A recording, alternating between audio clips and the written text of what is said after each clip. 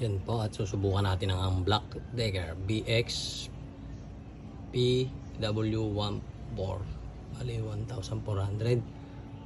Ang kanyang brand ay BX. Yan po yung PW 1400S.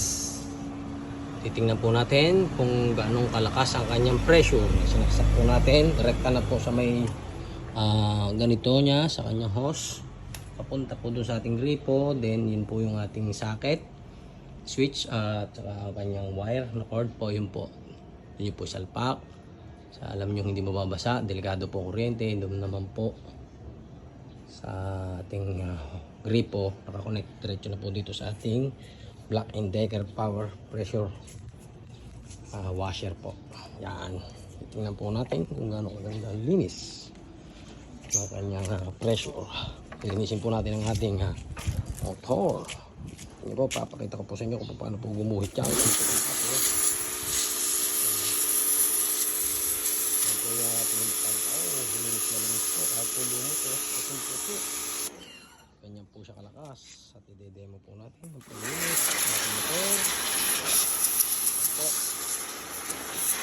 Subscribe po ng ating YouTube channel. Grabe po ang pressure. Kaya kapag may ganito po kayo, makakapitid na po kayo. Kaya na po maglinis sa inyo ang motor.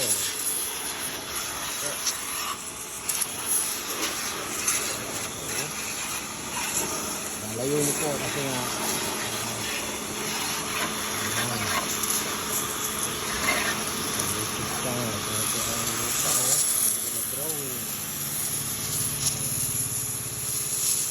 demo na no.